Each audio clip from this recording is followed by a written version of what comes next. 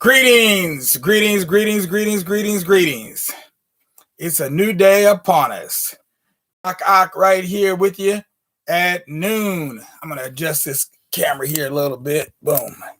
Yeah. Take a little bit of that headspace out. Okay. So, Doc Ock, greeting you today at 12 o'clock high, noon, as we like to say. Now, I'm an international man, a Renaissance man, a man of all ages, a man of all times, and I even like to do a few rhymes. But as I investigate and learn about life, period, life here, there, everywhere, life about all nations, all nationalities, I like to collect tropes. That's one of the things I like to do. So when I go out of town, I like to collect little souvenirs like coins and stamps and things like that, and postcards, stamps, coins, postcards, because they always tell you a lot about the place, and they're cheap and easy to find.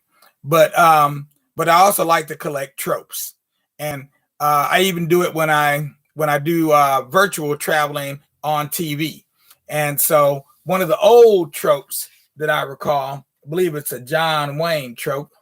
I don't know where he got it from. He got it from somewhere. I could look it up later, or you could look it up and tell me. Is time's a wasting. We're burning daylight, and that's how I feel right now. Time's a wasting. We're burning daylight. Let's go ahead and make good use of our time while I tell you the rest of this here story in the from my life in the Bush of Ghost in the 20th town of Ghost. Our hero has escaped from the jar, and he's now back on foot again, but he's here in this 20th town of Ghost. Oh, wait a minute. Did he escape yet? I think he just got out of that jar. Yeah, he just came out from the picture, and he's on the run. So he said, what's the last line? I'm going to repeat one line here. Immediately I came out from the picture, and then running away in the bush at that night, uncountable flies, which were following me along, nearly made me suspected, because all the blood of all the animals which were poured on me as sacrifice was rotten on my body as black paint, and was smelling so bad so that it collected these flies from the hidden place that they slept. Even the cloth which my mother wove for me before I entered this bush of ghosts had torn into rags by the rotten blood. Of course, as I did not stop once, so I ran far away from that gate before the dawn, so that I might not be recaptured by the ghosts of the 20th town. So these ghosts were fighting, and in the course of that fight, they knocked over the picture that he was in. It broke. And as soon as his body hit the ground, he turned back into a real person, and now he's on the run. When it was dawn, I stopped and rested for some hours. After that, I started to wander about, searching for the way to my hometown as usual. But as I was wandering about in this bush, I saw a dead animal's skin, which had been killed for a long time by an unknown creature. So I took its skin and still went on, because it was very stiff to wear at that time. A few hours later, I traveled to a pond. The water of this pond was as clean as if it was filtering every hour. It was under a bush, which was not thick, but big trees covered it like a roof and prevented the sun shining on it. So by that, its water was always as cool as ice. I met many pieces of the ghost soap at the bank, nearly falling inside the water.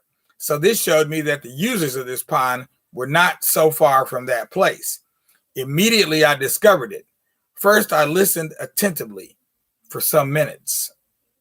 Perhaps I would hear the noises of the creatures or ghost who might be coming to draw water at that time.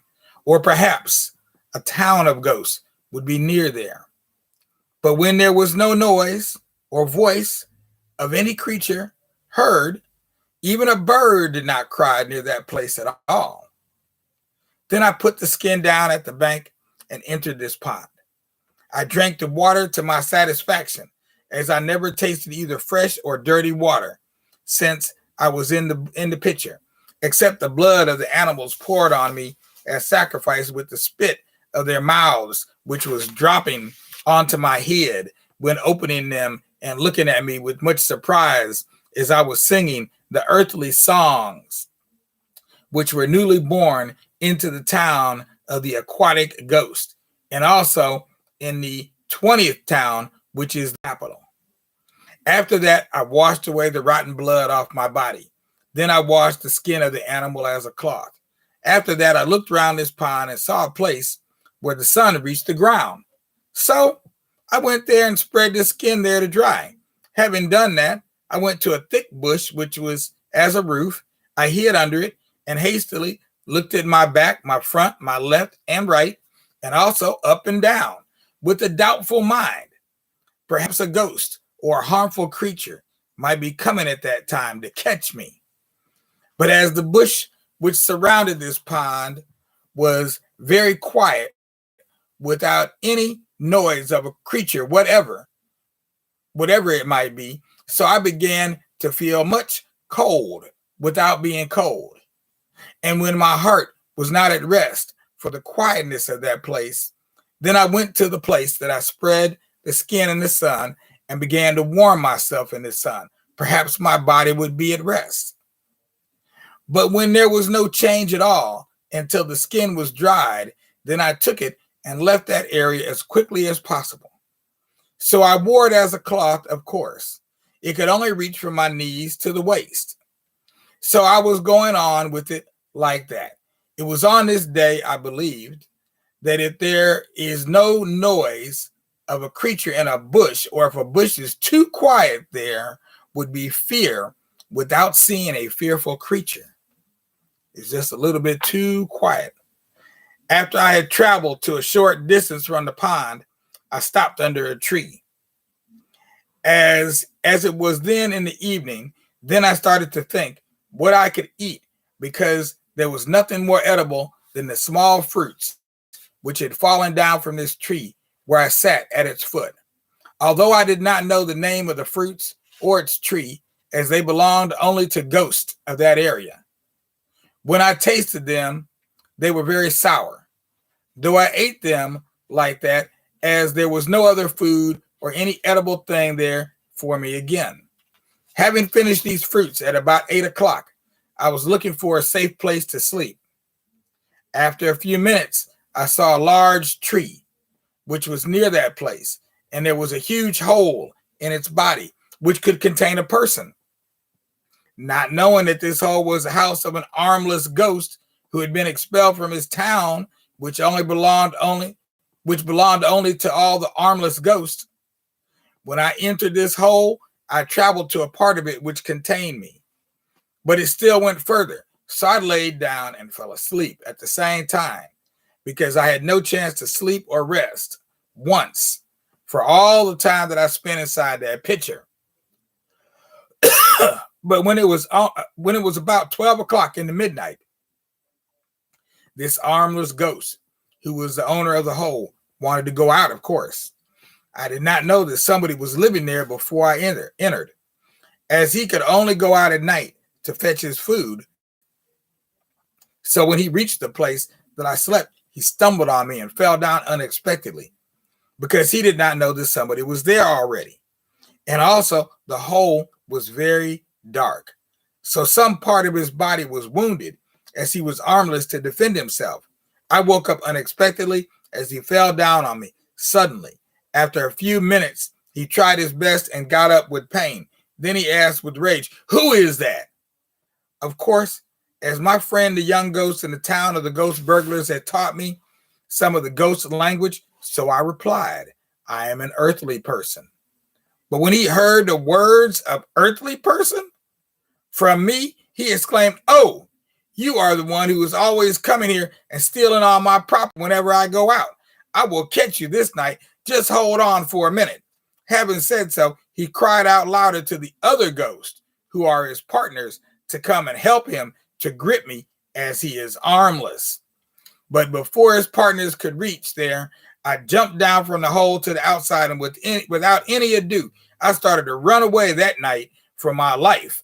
Immediately, I jumped down and ran away. I met over 1,000 ghosts who were rushing to this hole to help him. But at the same time that they met me, all of them did not go to him direct to hear what he called for. Instead of that, all were chasing me as I was running away as fast as I could. When they chased me to a short distance to catch me and failed, then they got back from me to the armless ghost to hear what he called them for. But I was still running away. I did not stop, as I thought within myself that perhaps if I stopped to rest for a few minutes, they might come again to catch me. So by that, I was still running away faster until I stepped into a part of the ground of this bush. But to my surprise, at the same moment that I put my left foot on it to be still running away, it was saying thus with a loud voice, "Don't smash me. Oh, don't smash me. Don't walk on me. Go back to those who are chasing you to kill you. It is paining me too much as you are smashing me." When I heard this so suddenly, I was so frightened so that I withdrew my foot back at once, and I heard no voice again. After that, I turned to another part and smashed it with the same foot as well. Perhaps that part would not cry out, "Don't smash me," but I heard the same caution suddenly with the louder voice, so I withdrew my foot from it. Then I stopped there and asked myself this question: can land talk like a human being? Or can land feel pain if someone smashes it? After I asked myself this question with a dead voice, as there was nobody to ask and explain it to me, so I turned back at once to look for where it is possible to travel or run in this bush without any noise. But I saw more than 1,000 of the armless ghost partners that were hunting for me up and down in this bush to catch me and kill me. After they heard from the armless ghost what I had done to him, when they nearly traced me out, and I believed that if they caught me, no doubt they would kill me instantaneously. So without hesitation, I jumped onto this talking land, running away as fast as I could. Then it started to speak as before, of course. I did not listen to what it was saying this time. I was only running on faster to leave that talking area in time to the talkless area to hide myself in a safe talkless place, because this talking land was showing the place that I was running in the bush to these ghosts. But as I was still running on fiercely and with fear, I did not know the time I mistakenly entered into another bush, which was more dreadful than the talking land. Oh, wow. Okay. Interesting. So we're going to end this part right there when he left the one bush, the talking bush, and entered into another bush. Now, we haven't got to the next chapter yet, so we're going to have part 3 on that one tomorrow. Now, some of you may have been looking for me last night at 9. Somehow my times got messed up. I don't know. I read the clock wrong, and I missed my 9 o'clock time. That's really rare. First time that's happened. By the time I realized that I'd missed, it was 10 o'clock at night. So I dropped that one. But I will pick up that story, Jack and the Devil's Daughter, tonight, 9 o'clock. Noon and 9. This is Doc Ock signing out. I hope everybody out there is feeling really fine, especially if you're Cameron Miller or Nahesu. Hey, what's going on, Nahesu? I see you over there, man. Or Ronnie Diallo. Ronnie, what's going on, man? How the kids? All right. We're going to see y'all later. Peace out without a doubt. See you tonight or back here tomorrow at noon. Remember, if you're looking at us on YouTube, don't forget to hit the subscribe button below. If you're looking at us on Facebook, make sure to give us a like. And then instead of getting on your trike or riding around on your bike, just go ahead and give us a share and show all your friends and your family that you really do care. Peace out.